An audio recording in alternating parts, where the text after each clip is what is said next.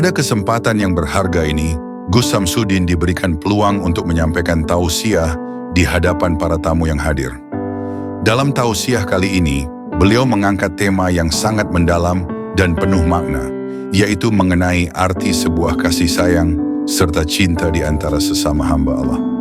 Gus Samsudin ingin menekankan betapa pentingnya hubungan antara manusia, di mana kasih sayang dan cinta bukan sahaja menjadi ikatan yang menguatkan persaudaraan, tetapi juga sebagai manifestasi dari iman kita kepada Tuhan. Dengan penuh khidmat, beliau akan membagikan pandangan dan hikmah yang dapat menyentuh hati setiap individu, mengajak kita semua untuk lebih menghargai dan mencintai sesama, sehingga tercipta suasana harmoni dalam kehidupan kita sehari-hari. Silakan tonton video selengkapnya, hanya di channel Gus Samsudin Family.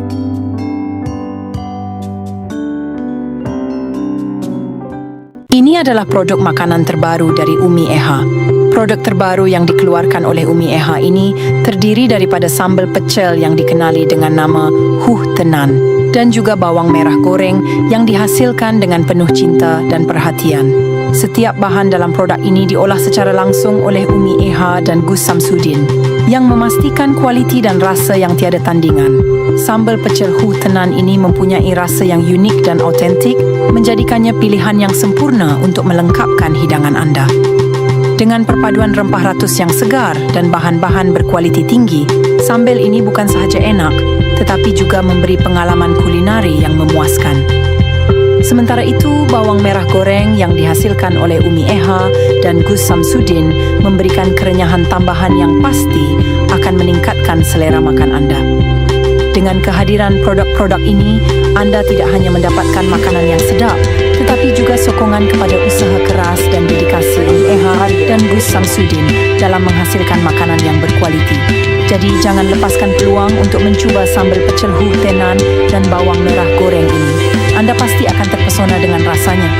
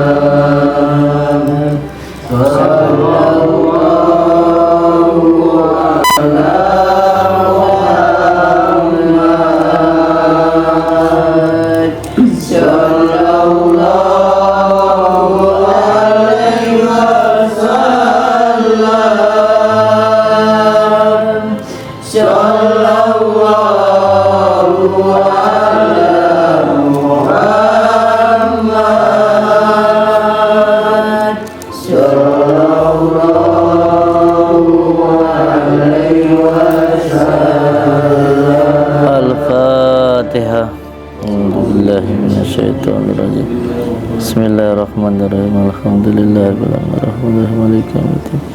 Iyyaka na'budu wa iyyaka nasta'in. Ihdinas siratal mustaqim. Siratal ladzina an'amta 'alaihim. Al-Fatihah. A'udzu billahi minasy syaithanir rajim. Bismillahirrahmanirrahim. Alhamdulillahirabbil alamin arrahmanir rahim maliki yaumiddin. Iyyaka na'budu wa iyyaka nasta'in.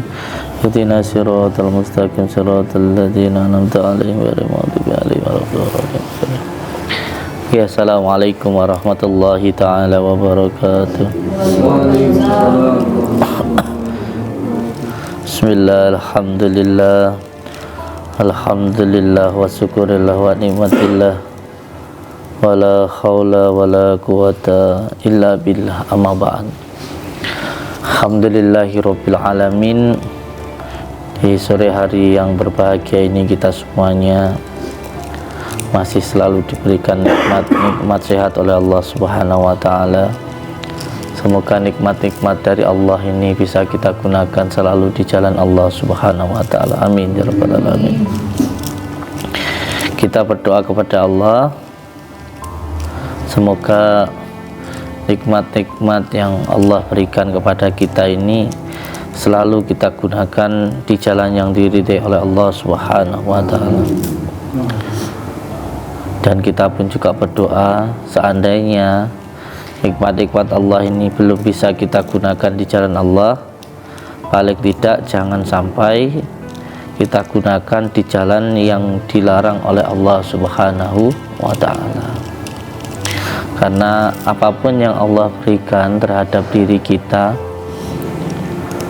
bahkan termasuk nafas, pandangan hidup, mulut, dan semuanya yang Allah berikan, kita bisa bergerak, ini nanti semuanya akan ada hisabnya,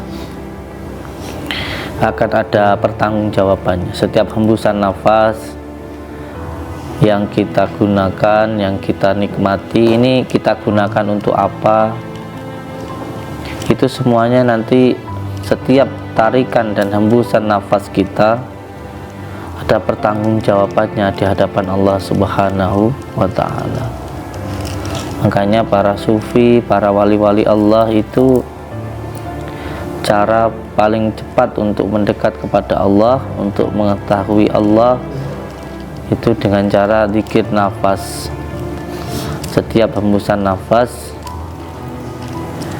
digunakan untuk menyebut asma Allah, masuk Allah, keluar Allah. Oleh sebab itu, jalan yang pertama untuk itu, paling tidak kita menggunakan la in sakartum la azidannakum.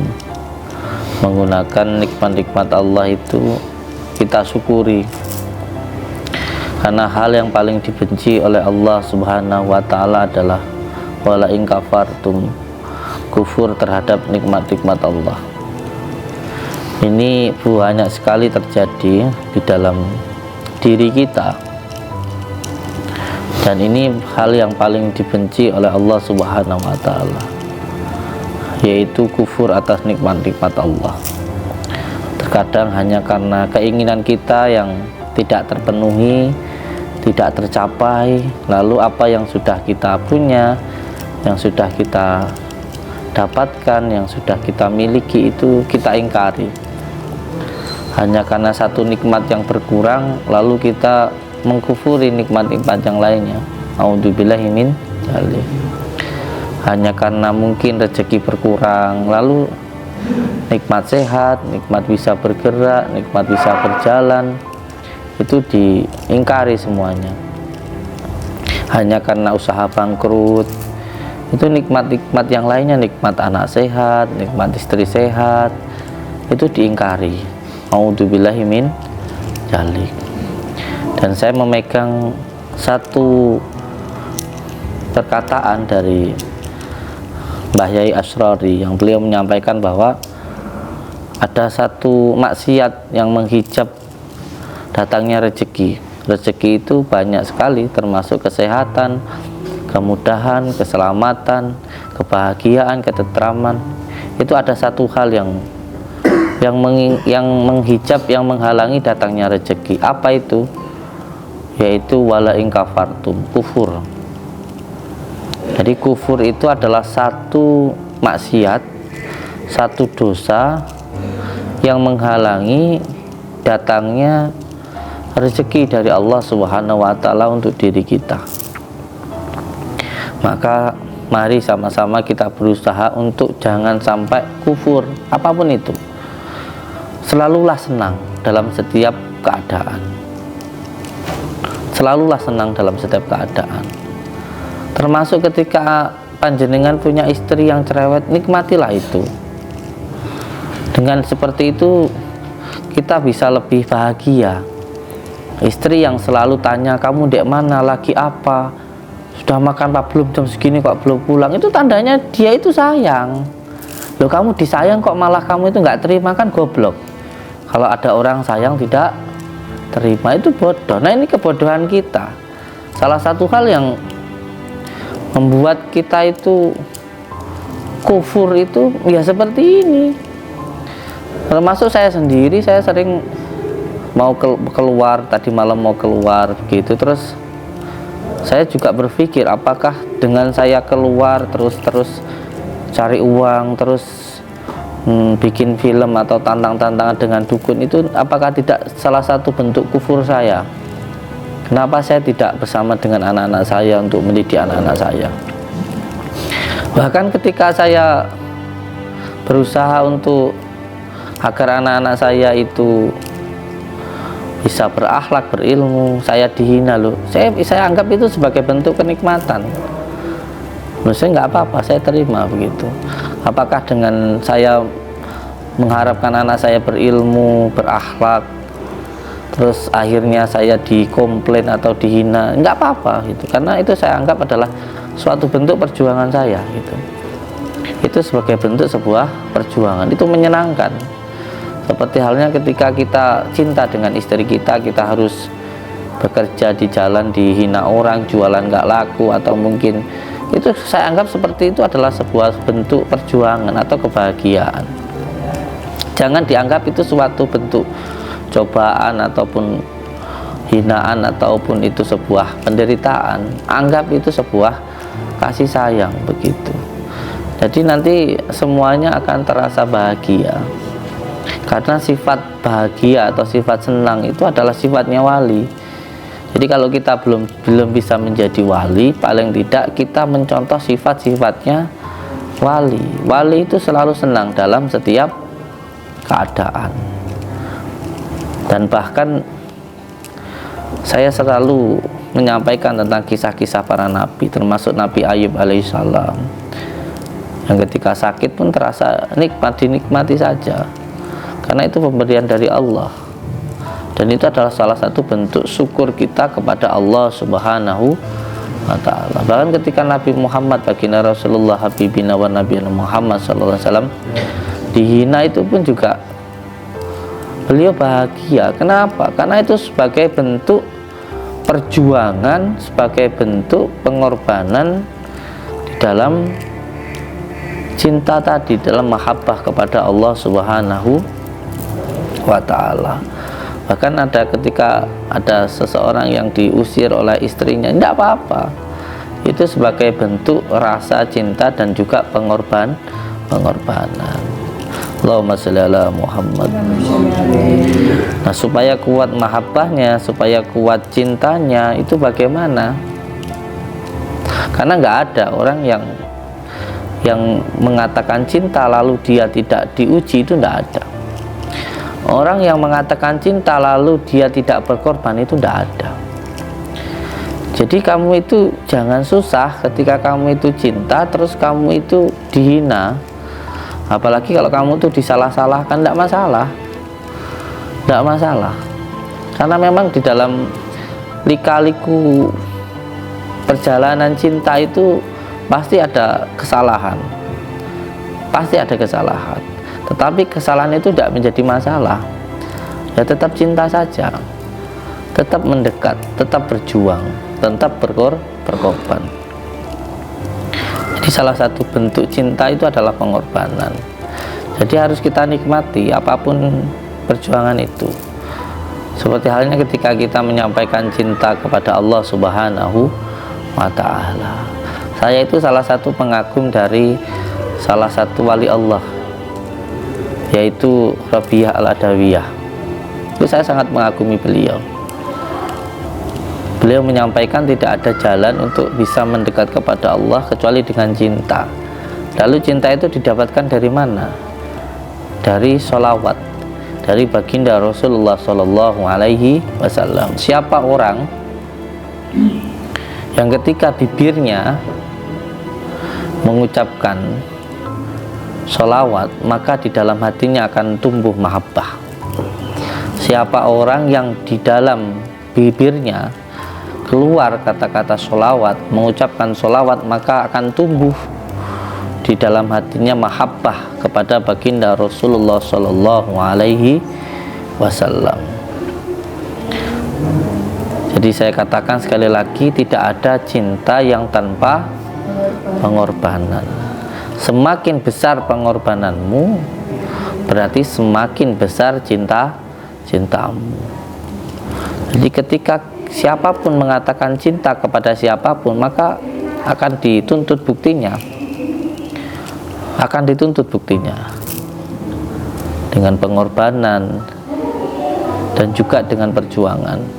Semoga kita bisa ikhlas di dalam setiap berjuang, dan setiap keikhlasan itu, waalaikumsalam, harus disertai dengan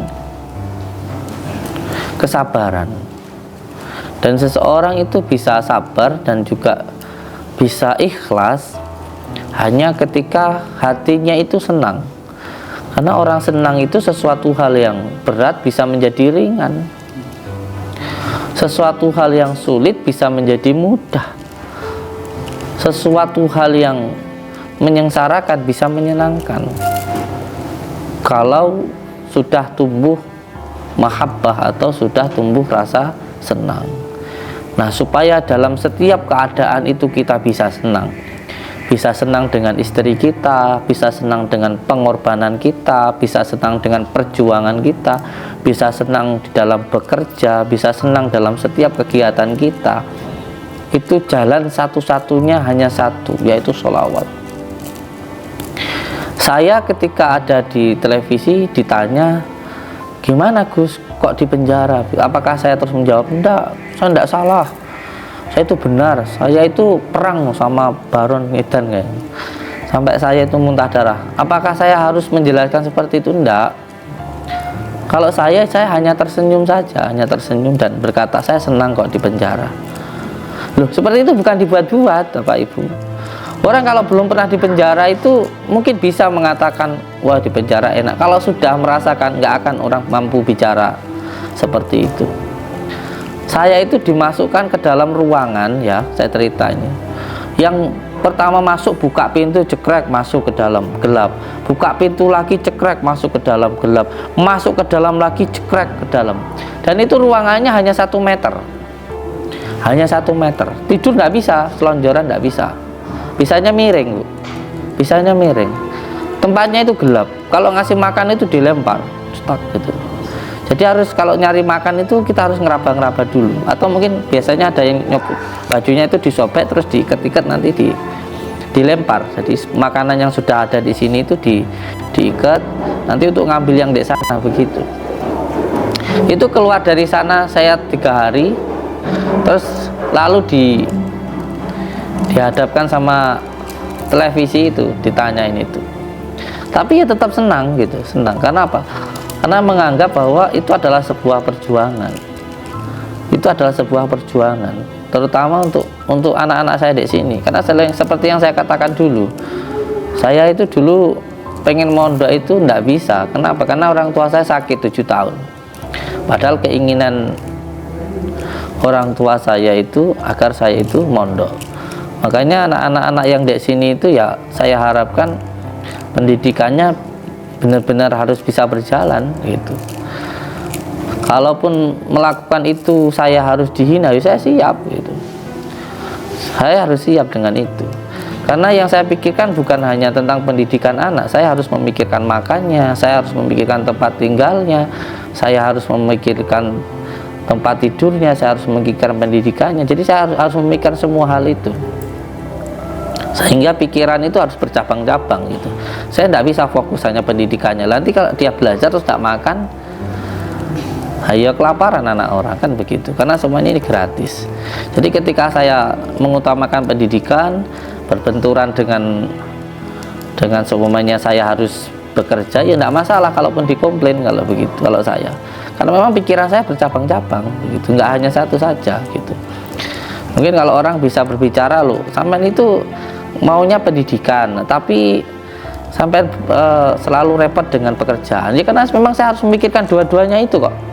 Saya harus memikirkan tentang anak saya harus bisa ngaji, saya juga harus memikirkan anak-anak saya untuk bisa makan, saya juga harus memikirkan anak-anak saya untuk ada tempat tinggalnya begitu.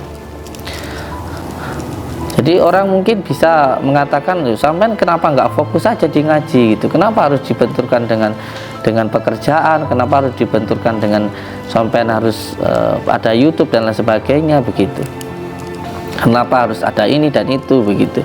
Orang lain hanya berpikir satu saja tentang pendidikan, ya kalau saya harus berpikirkan untuk tempat tinggalnya, untuk makannya dan lain sebagainya begitu. Jadi satu hal yang penting yang perlu untuk dipahami bahwa ketika kita sudah benar-benar memegang apa yang disampaikan, yang difirmankan oleh Allah Subhanahu wa taala, yaitu la in sakartum la ajidanakum, maka sudah semuanya selesai. Gak ada lagi masalah. Gak ada lagi masalah. Gak ada lagi yang menjadi beban dalam hidup ini. Ketika kita sudah benar-benar la in sakartum la ajidanakum, kita sudah benar-benar bersyukur kepada Allah, maka Allah yang menjamin akan membuat diri kita bahagia. Kalau sudah Allah yang sudah menjamin, gak ada lagi beban di dalam hidup kita, gak akan ada lagi beban di dalam hidup kita. Pokoknya sudah menjadi janji Allah, firman Allah, la in sakartum la ajidanakum, siapa yang bersyukur maka akan aku tambahkan. Yang terpenting jangan sampai wala in kafartum, jangan sampai kita kufur dengan nikmat-nikmat Allah Subhanahu wa ta'ala. Ada salah satu amalan yang saya amalkan, ini pun juga saya ijazahkan untuk semuanya, ini masuk di YouTube yang mau mengamalkan. Ada amalan puasa 111 hari diamalkan, jangan tidur sebelum jam 12, amalannya yang dibaca ya batin 999 kali. Itu nanti insya Allah akan dibukakan sesuatu hal yang siri, termasuk bagaimana saudara-saudara kita yang sudah meninggal semuanya, orang yang sudah mati itu banyak sekali, hampir 99% lah.